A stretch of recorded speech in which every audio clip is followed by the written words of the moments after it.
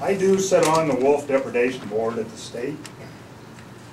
And so we see a lot of these things happen, we hear a lot of them happen, and we've tried to pay the depredation the best we can.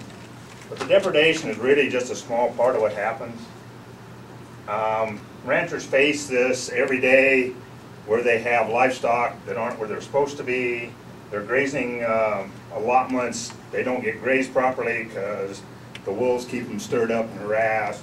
They wind up having more cows open in the fall. They have calves lost that they can't account for.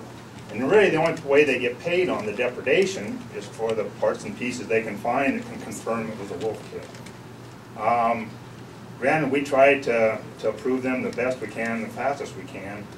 But one of the things that has come about this year is Fish, Wildlife, and Parks took away any extra flying money for the wildlife services to go out and investigate. So in order to even get any handle on the wolves at all, they have to do it by traps or afoot, which in my mind is just stupid. I mean, we got helicopters that should be doing those things, but they have taken that funding away.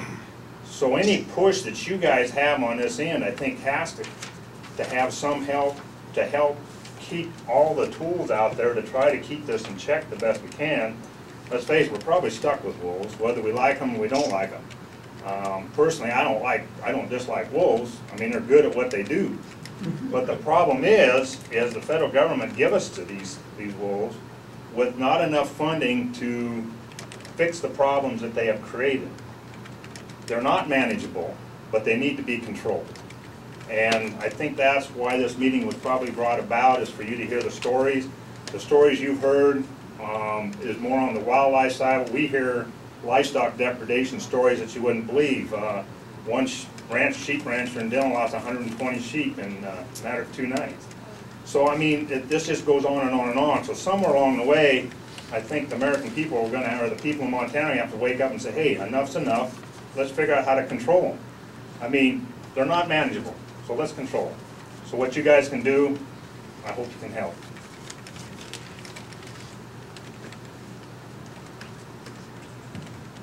Bill LaCroix, Victor. Thanks for giving me the opportunity to speak on something near and dear to my heart, as I see it is to a lot of other people. I came to this meeting thinking it was going to start at 2. Apparently it started earlier. I'd like to have that noted, that I was here on time, and I don't know what happened before this. I came about the agenda item about commissioners to meet with Jim Pearson regarding wolves, and I made some written comments that will be on your desk hopefully after this meeting in relation to wolves, and in the context of what other people are saying. I really sympathize and empathize with everybody's interest in wildlife here. That's why we're here. I live at the end of Sweat House Creek. There's mountain lions, wolves, bears. I have not seen wolves up there. I've seen their tracks everywhere. I take my 5-year-old daughter up Sweat House Creek and all over the place all the time, armed with a fishing pole. I don't have a concern about them. I'm an outdoors guy. I can match anybody here, I think. I'd like to see them hunted. I think they will be. I do not want to see the Endangered Species Act weakened, which I suspect is part of the agenda with this commission, and I would urge them to cease and desist with that agenda until we've been fully open with the public. That's in my notes. In regards to the meeting with Mr. Pearson, I'll just continue because I don't know what happened before while he's not here, but what's the meaning of this agenda item? I'll just paraphrase. Comment, first of all, Mr. Pearson was unable to attend today. I want to make that part of the record, and that was indicated first. Second thing I'd like to indicate is the fact that Thursday is a flow day, so we have an opportunity, if possible, to move scheduled items around as long as they're addressed in order. So go ahead, next person, please. My name is Gary Cargile. I have privately contracted with the Forest Service in the past as a biologist, and I have been conducting my own personal research on wolf predation on bull elk. And I have a photo albums here full of trophy bull elk that have been killed by wolves. And I reported this to the Fish and Game in the past. I seen the decline of the elk coming a long time ago. And the evidence that I have and with the research that I've been doing, these wolves are making a significant impact on our herd bulls. And the Fish and Game, when hunters started complaining about not seeing elk, their biggest response was the elk are changing their patterns in relation to the wolves. During the same period of time, they were noticing a significant increase in the elk numbers on the winter range. They would not listen to their own words. And from what I've been seeing and understanding, these elk increases on the winter range was a reflection of the elk changing their patterns, and I don't believe that they really had an accurate count on elk to begin with. And when they seen this significant increase, it was merely the elk reacting to the wolves and coming out into the open. The herd bulls don't do that.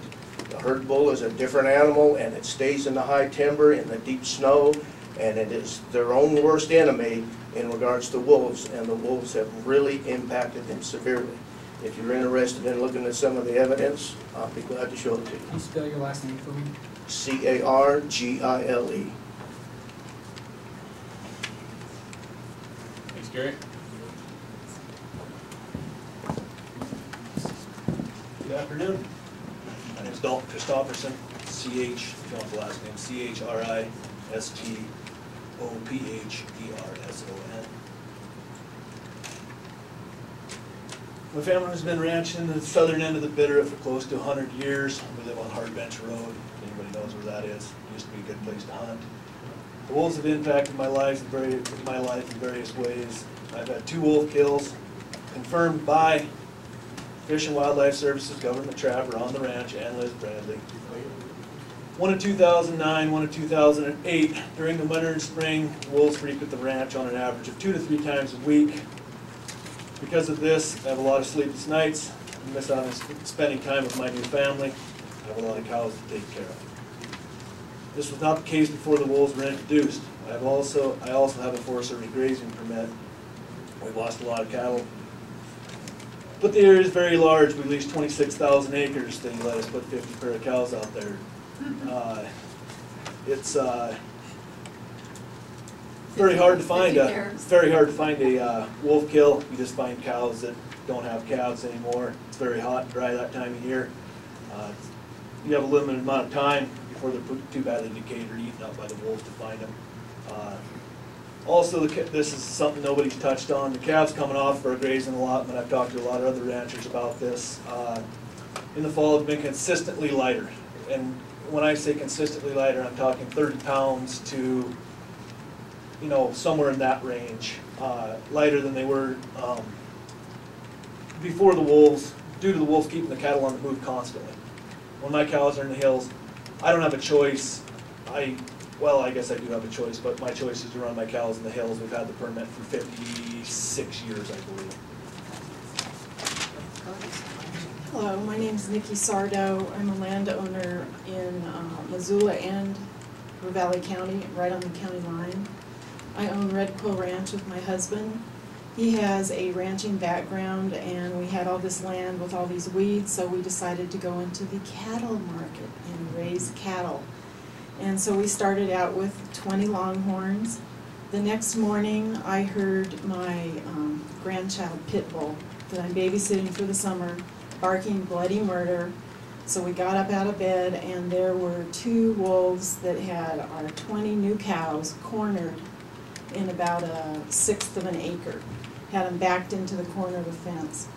And we ran outside. My husband took his shotgun, took a couple shots, and they ran off to Ravalli County, south. Ran the wrong way. Yeah. So it's up to you guys. So every night we hear howling, and we get into our truck and we take the shotgun and we take a few shots, maybe 5 or 10 shots, to scare them away. And so far, no animals have been killed, but it's daunting, and I hope that you can do anything to turn this into a valley for people, not wolves. Thank you. My name is Jeff Snavely. I work on a ranch down in Darby. I manage the cattle ranch part of the side down in Darby. It's a fairly large ranch, and I'm sure you've all heard of the CB Ranch. We've been in the paper several times for different things. Just to let you know, I've lost a dog, a cattle dog, to two wolves right out my back door. Just recently, this is the first confirmed calf kill we've had this year. We lost a calf this year. We have come out of the hills with cows that are missing calves previously, but never been able to confirm that they were wolf kills.